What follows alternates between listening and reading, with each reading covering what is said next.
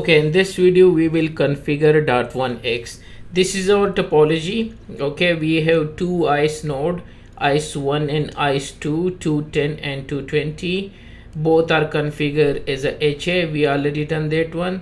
And this is 100.230. This is our Active Directory, also DHCP server, DNS server, FTP server, NTP, and also certificate authority.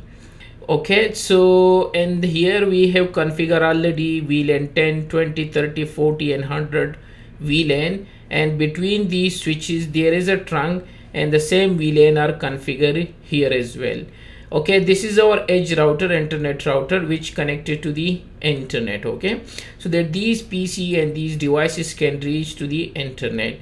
Here we have a access layer switch where two PC are connected. Okay, so let me go to my topology. I have two PC, PC1 and PC2.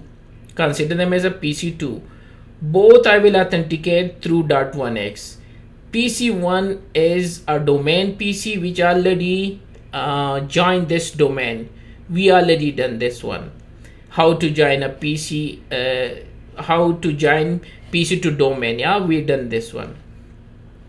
And this one is a non-domain PC.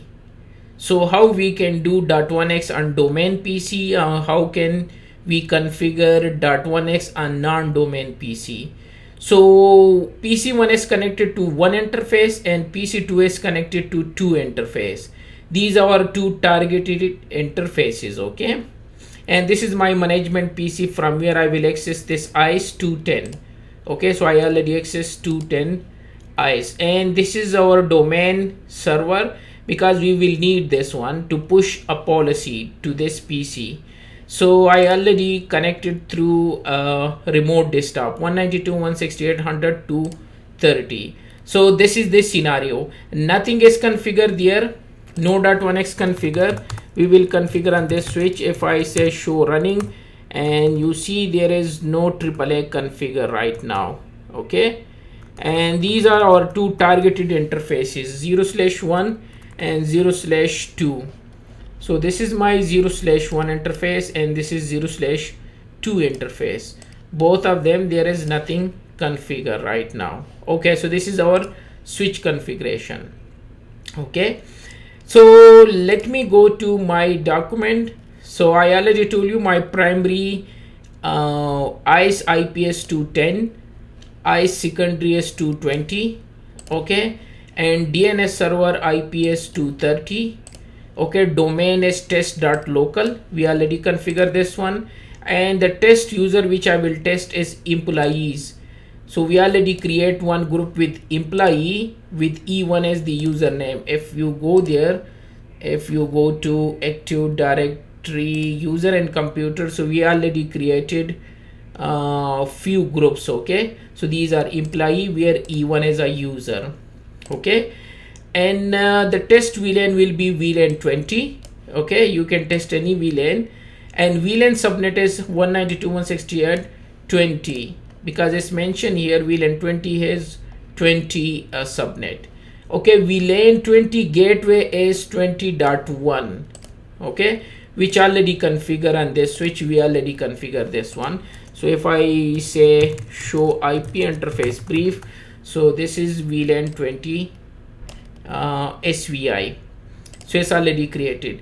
Authenticator switch is SW2. So yes, this is our switch which is our authenticator. We know what is authenticator. Okay, and authentication switch management IP is 100.254 because this switch is our gateway as well. So 100.254 is a management VLAN IP.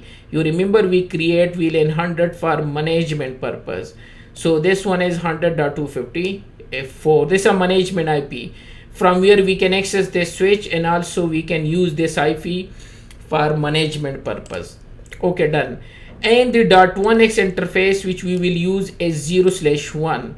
And also I want to show you a non-domain PC. So the other interface is 0/2. This is the scenario. Okay, now first thing first, we need to configure .1x, means we need to configure switch for .1x, and we need to put these command AAA new model. What is this command? I will explain you in next video, but right now AAA new model will enable AAA services. Okay, .1x system auth control to enable .1x on this switch. This will enable AAA. This will enable .1x on this switch.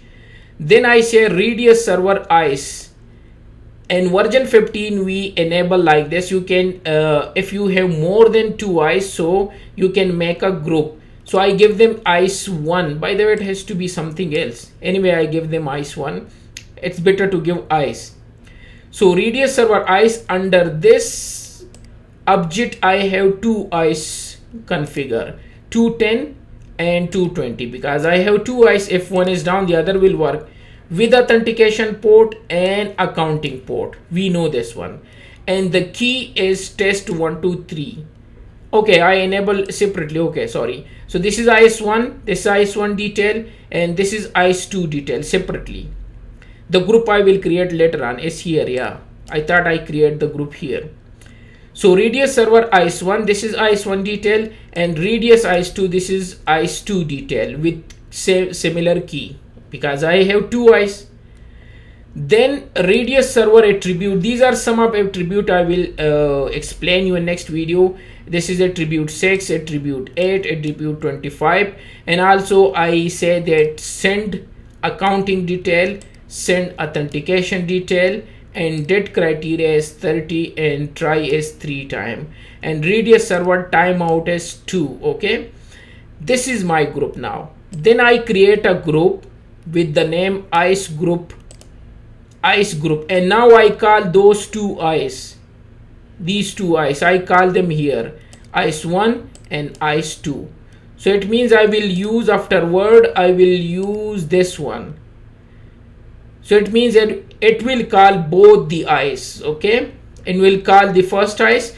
If first ISE is not available, it will send the traffic to ISE 2. Then I say IP radius source interface.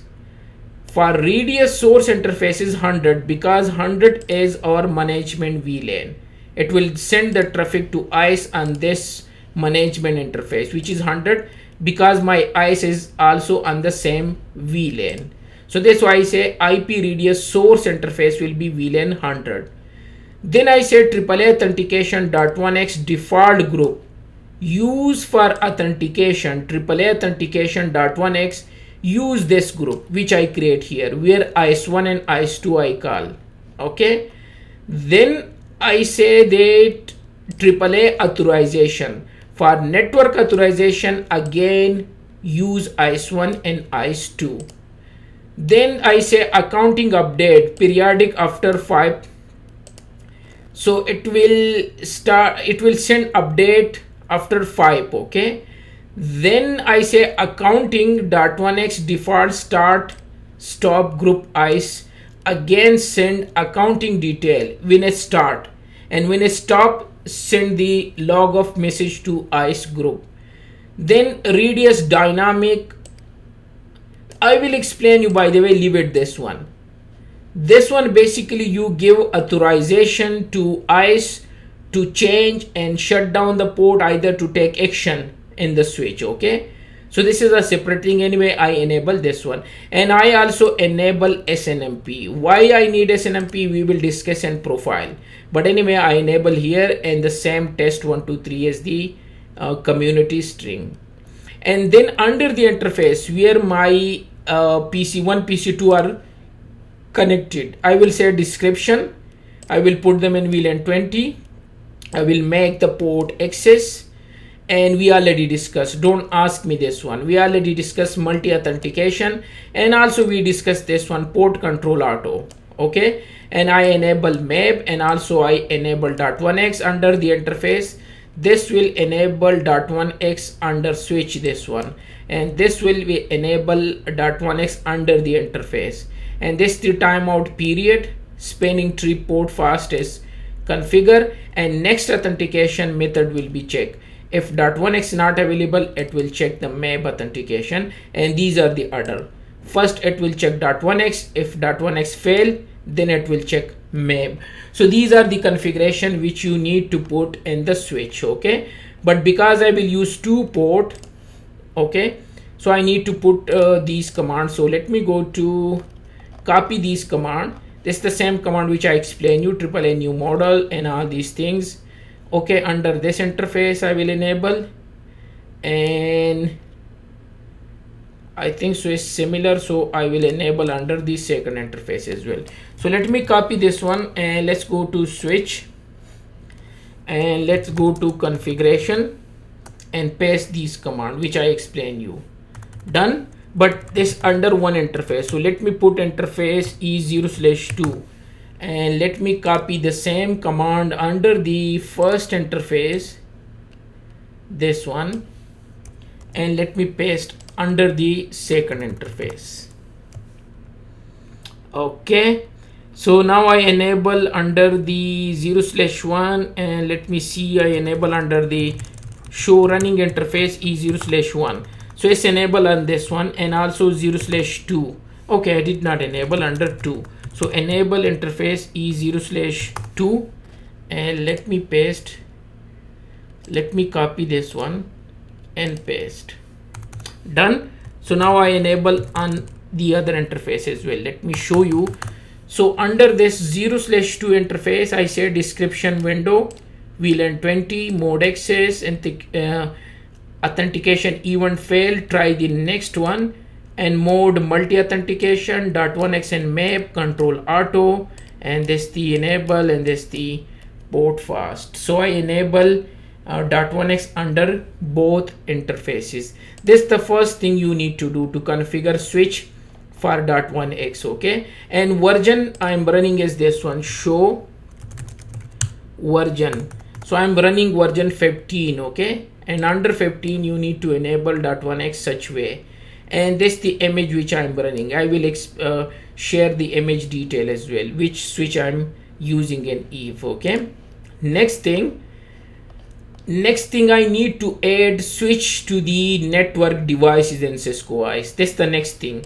So let's go to ISE and go to administration, network devices, and here there is nothing because it's a fresh everything.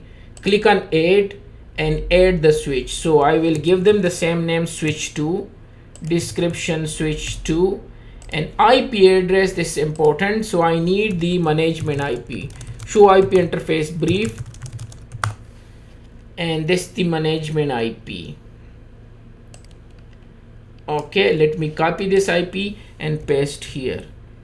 Okay, and device profile is Cisco model if you want, so you can write down this the model. It's up to you, it's not required by the way, we just check out. So this the model, suppose let's put this one. By the way, it's not required, I'm just putting, and version 15, I told you this version 15. This is the location, so I'm putting right now under all location, and device type, all device type. You can create your device type as well. Right now I did not create, but it's okay. And I need radius authentication, so I will put the same password which I use here. So I use this one, test 123. If you go back, so here is the key, it has to be the same key. So under radius I will share this key and show, so it's okay. Okay, so radius, and also I will enable SNMP. So SNMP I'm using 2C and also the same key. So let me show you the key as well. I don't need TechX, we will do TechX later. Right now I'm doing radius. Okay, so I enable radius on this switch, I add the switch and just say submit. So this is the second thing you need to do for .1x authentication. So I go to network devices and I click here, I put switch detail, IP address, and then the model number, then the software version and location, etc. Then I put the key, test 123, and also I put the SNMP detail as well.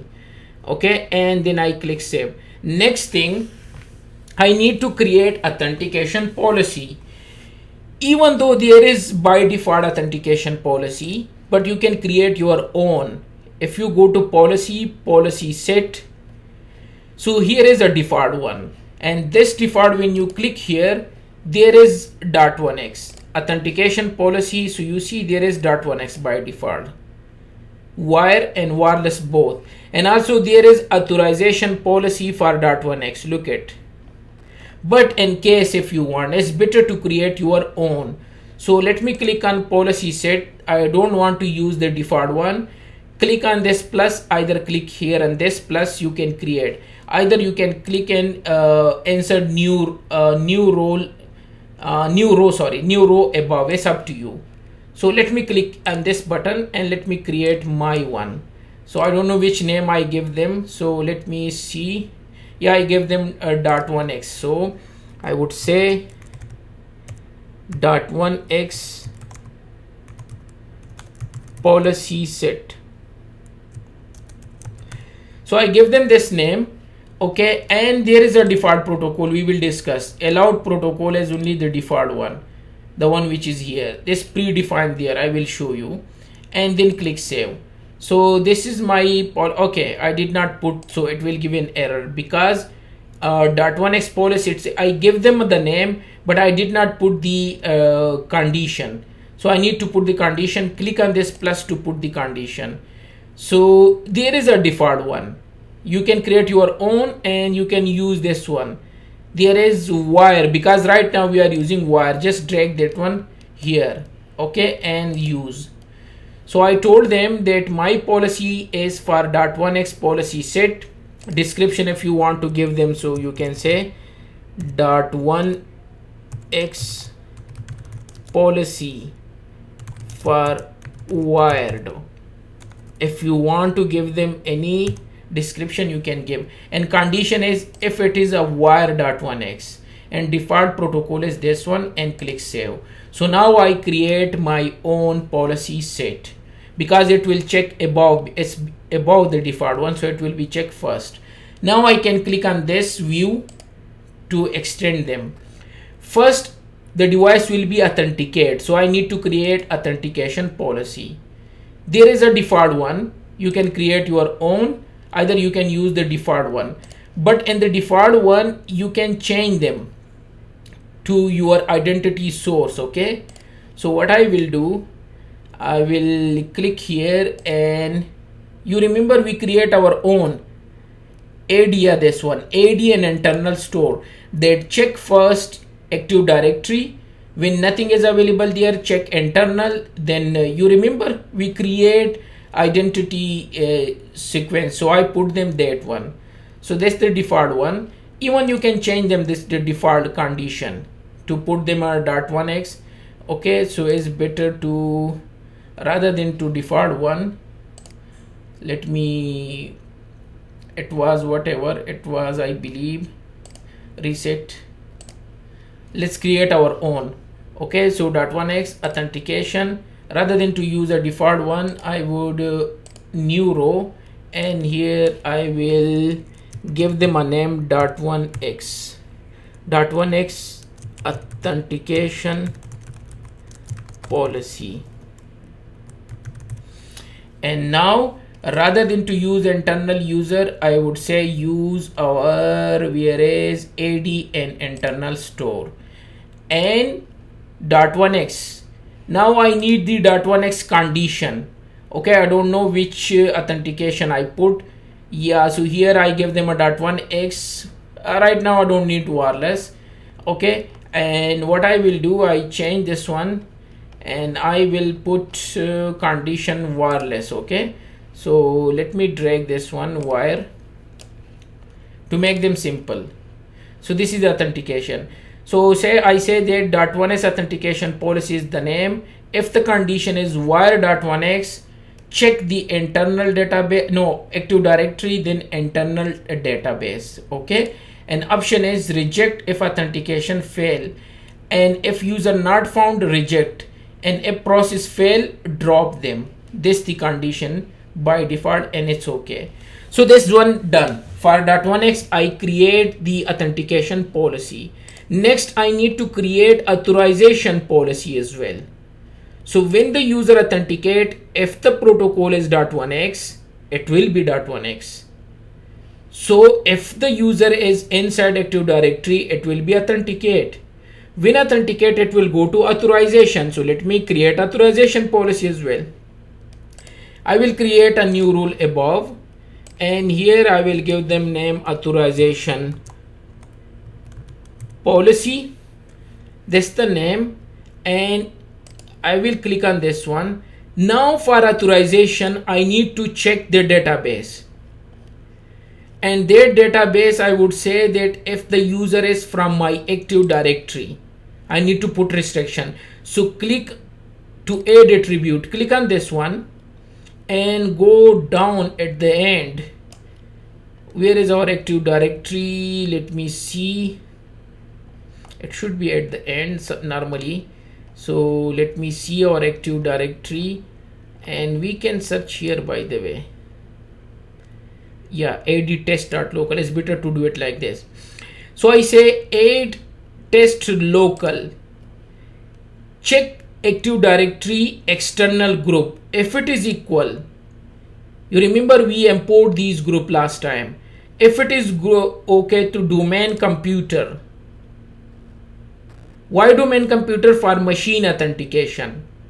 And next I will create and I will make them R. Policy will be R. And again I will use add test local my directory, and this time I would say domain user.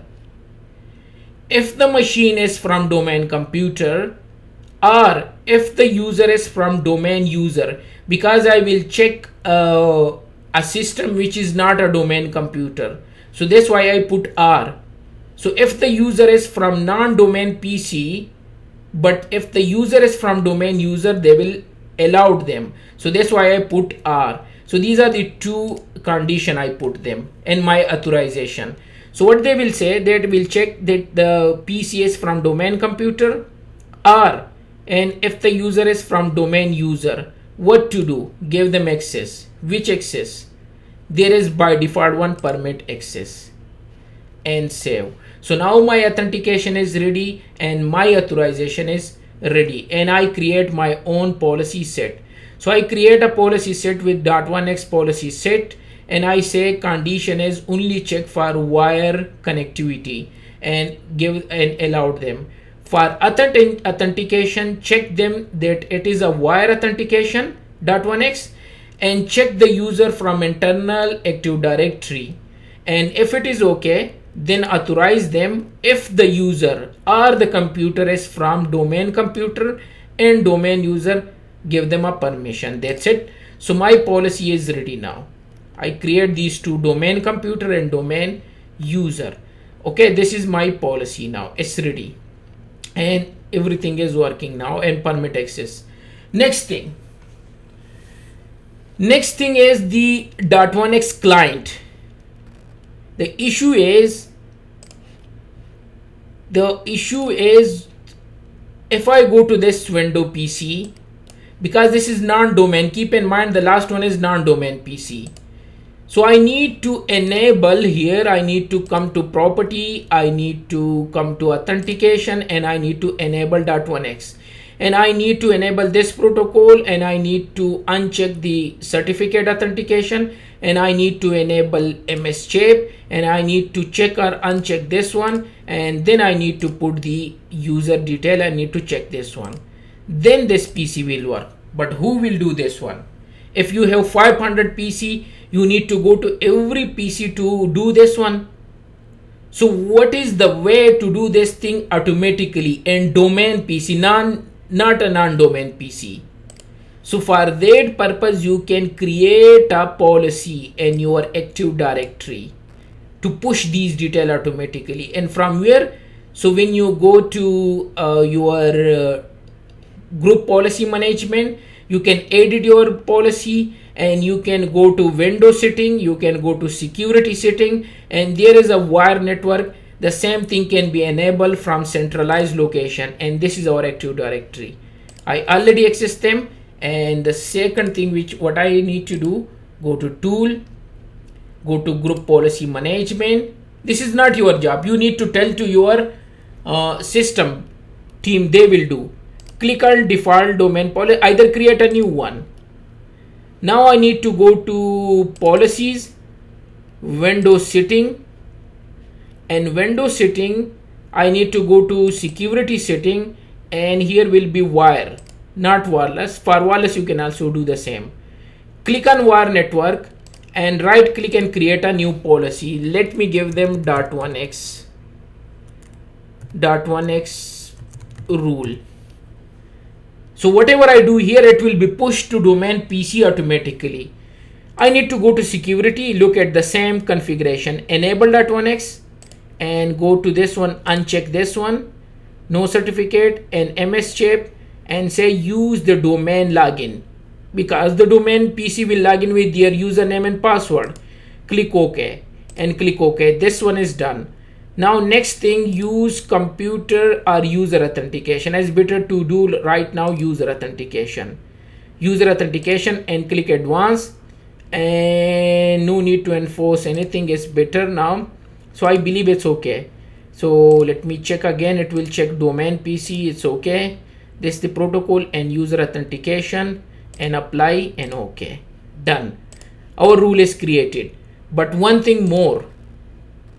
In non-domain PC, what we do, then we go to services and enable this one. Unfortunately, you need to go to, it's not enable, this is not enable. You need to go to services, okay, and you need to enable wire supplicant. So if I click here and go back, there should be wire, it should be here, yeah, this one. So it's not enabled by default. It's stop. I enabled before, yeah, but in this PC. So second thing we're done with this one, but we need to enable. We done, okay. I uncheck this one, we check this one, we check this one, and then we configure. Next thing we need to do, we need to go to system setting and wire, okay, and we need to enable this wire auto configuration services automatically. So let me go to policy again, and it's not far away. We are already here.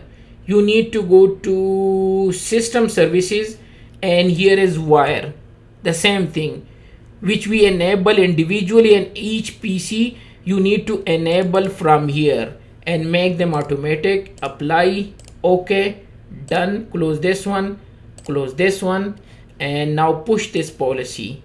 Write down gp update/force. Okay, so it will push this policy to all domain PC.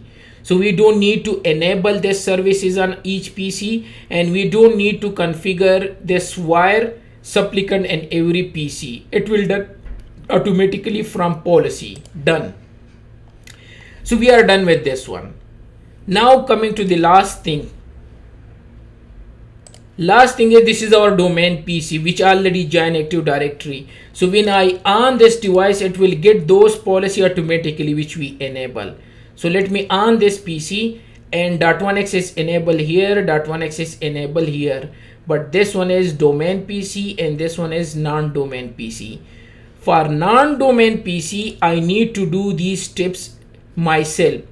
So this is automatic, this is running, this is the first step. Then I need to go to interface. I need to click interface. Keep in mind, this is non-domain PC. I need to click authentication. I need to enable this one. Then I need to uncheck this one. Then I need to configure this, and I need to uncheck this one because non-domain PC will not log in with domain username and password. So I uncheck this one, and here additional setting, I need to put user authentication, and I need to put the username. So here I will put username test/E1, employee 1, and here password is abc@12345. Let me check. Yes, we already have this domain user. You remember we create this one. Let me show you again. So I log in with the non-domain PC with this user E1. Okay, and I need to okay. So I save here and click OK and click OK. Now this PC will be authenticated with switch. So let's go to switch, this PC is authenticate, and E0/2 non-domain PC I'm talking about, and show authentication session. Look at, both are authenticate, but the first one is authenticate through map because I just on the PC, so I will clear that one. Either when I log in with the user, so it will be .1x. 0/2 is authenticate with .1x and it's been authenticated successfully. And if I say show authentication interface E0/2 detail, so this is the detail. They say the MAC address of this PC is this one. So if I go and check the MAC address, okay, so this is my MAC address 0200, yes, 0200. IPv6 is not, and 20.17 is IP, yes, 20.17 is IP. And the user which login is E1, yes, I put this username, and non-domain PC, and status is authorized, domain is data, multi-authentication method we are using, okay, and this the timing period and session, and this the session ID, okay, and this the everything, and this the port, and nothing is there. And .1x method is used, yes, we use .1x. For non-domain PC, we need to put the username and password.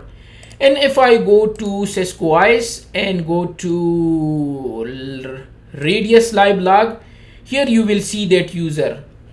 And if I say okay, never, so here is this the user E1, this the MAC address, and it use which method it use, by the way, this the second one. This one use our .1x authentication policy, but the other PC not. So let me go to that PC, it will change from map to .1x. so let me log in. Maybe the policy is not pushed, so that can be the issue. So let me log in with C1, because C1 is also a user, abc@12345, and let me see, yes, and let's log in now. Maybe the switch will change other, so let's see, show authentication session. Yeah, it's changed now from .1, because I was not logging with domain username. Now I log in with a C1, and if I go there, it will show C1. E1 is already done, and after a while, yeah, C1 is here now. They say C1 is came and it's been authenticated successfully. And which policy they use, authentication policy? They use the policy which we create, .1x authentication policy. And which authorization they use? They use our authorization policy. Authorization policy, we give them this name. You remember here, we create this name. So they use our policy and also our authentication. So this is our authentication policy name, this one, .1x authentication policy, and also they use our authorization policy. Okay, you will see the hits after a while here, because this using this method. And if I go live log again, okay, and this the user, let's go to my user, domain user, and if I go there, let me see that they enable that thing automatically, yes. So if I go to change adapter setting and change adapter, so it's get 20.13 IP. I need to go to properties, because it's a domain PC. I need to log in administrator, password is abc@12345, and if it allowed me, okay, it allowed me. Look at now, I did not enable, it's enabled by that policy. These settings are managed by your system administrator, so it's enabled by default, and setting is also enabled by default. Look at, I cannot do anything. And if I click on config, so it's also automatic, because that policy pushed them here automatically from Active Directory policy. You see, we enable from here, yeah, from here tool, and here is group policy management. From domain, we push this policy. So every domain PC, when they join computer, they join domain, these policy will be enabled automatically, this .1x. That's the reason. And how they check the user? So the user which is login, they check that user, and that user is C1. That's why it's showing us here C1, and the other I put E1, non-domain PC. Again I can log in because I put the correct username and password. So this is the way for domain PC and non-domain PC. And when we go to switch, okay, you can check here, show authentication session interface E0/1 detail. So this is the Ethernet 0/1, this interface. This is the MAC address, IP address, they get this one. And look at C1 because C1 login. Authorized data multi authentication and each and everything, and maybe stop, and then they authenticate with .1x. You get what I'm saying and how it work? So it will check the user which is login. If I log off and log in with another user, they will check that username and password from Active Directory. So when the entry came from here, switch forward to ISE. ISE check C1 and password here and Active Directory. Active Directory say yes, it's true, because we already integrate our ISE with external identity source. That's the identity source which we connect already. We are using external identity. Okay, ISE1 and ISE2 both has joined. That's why it's not showing, because this ISE is down right now. And these are our group. So C1 belong to domain user, because domain user means every user when you create is belong to domain user. So I just choose domain user.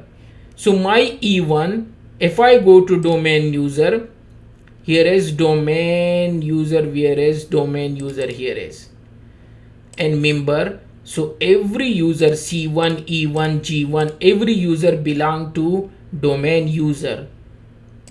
So I say check if the user belong to domain user, authenticate them, and that's why I been authenticate. They check with Active Directory C1 and E1. Active Directory say yes, this user is there, and this the password is correct. That's why these two PC authenticate successfully through .1x. They use the .1x method, but this is non-domain PC. I put my user and password there, but here it's automatically when they log in with username and password, they pick that username and password and send to ISE. So let's go what I missed. So I show you this one, radius lag. Also show .1x interface, show .1x all. You can verify from here as well. So if I type here show .1x all, this is the command. It will also show you that protocol, etc., authenticator, and this the time and everything, and two interfaces we configure .1x. So it's showing you those a detail. And also you can say show authentication session, and for specific interface you can verify. And there is another command, by the way, just remember, show IP tracking something, show IP. There is one command which will show you the detail for this VLAN and all these detail. Show IP traffic, no, there is show IP, show IP track, sorry, show IP track interface summary, maybe. No, this is the command. I forgot the command. There is one command which can show you those more detail as well, but I forgot anyway. When I remember, I will show you. So this is the show authentication, and we check from here, and we also check show authentication session interface detail, and .1x was used. Show .1x all, you can verify from here, and we verify. By the way, if you want to check, so from here to here, EAPOL protocol is used, and from here to here radius will use. You can capture, I show you last time as well. So from here to here nothing will be allowed, and this port by default will be unauthorized. When the user authenticate, so the port will be authorized and accounting will start as well. So that's why this the authentication, and you can click here and see more detail as well if you are interested in more detail. So that's the C1 authentication successful, and .1x authentication policy use and authorization policy is used, and we allowed them permit access. Then in authentication, these are the detail. Authentication successful, user was C1. Okay, it was a workstation. Identity store, we check AD test local. Okay, these the protocol which we use, and authentication method was .1x. SW2 was the switch, and this the IP of the switch, and the interface was 0/1, and Ethernet was used, permit access. Now this is other attributes. These are the other attributes you can check, and AD, internal user, internal endpoint, guest user. These are the authentication store sequence which we put. Okay, and this the username, this the CNR, everything. And if I go to down, this the result. So this the thing, and basic license was consumed. You know, I told you base license will consume when .1x is used. So they mentioned that .1x base license is used, and these are the steps. Access request, then policy was checked, then AP response and identity, then they check TLS, because TLS protocol is also enabled. They check that one, then they check the user and Active Directory, and so all the steps are here which they done. So they check this user, and user authenticate against Active Directory, so the user was there, so that's why it's successful. So authentication was passed, and then MS chip authentication attempt pass, and each and everything, and last we give them access. So this the full process is mentioned here, authentication, authorization, and each and everything for this user which are using a .1x authentication. Okay, so from here to here EAPOL protocol, and then from here to here radius. Then ISE check the user here with Active Directory, so it's say yes, it's available, then it's been authenticated, and that's why we are connected. And switch are showing here, show authentication session. So we have two session, 0/1 where our domain PC is connected, and 0/2 where our non-domain PC are connected, and method are using .1x, and both are data domain, not a voice. And authentication is successful, this the status. Okay, so this how we can configure .1x. Okay, these were the steps, and real world we use this Active Directory to push this. You can use any connect as well, but also this one. Then we create authentication and authorization policy. What else? If I left something, no, we register the user and the device and everything, and this the switch configuration, and this was our topology which we use. So this was .1x configuration.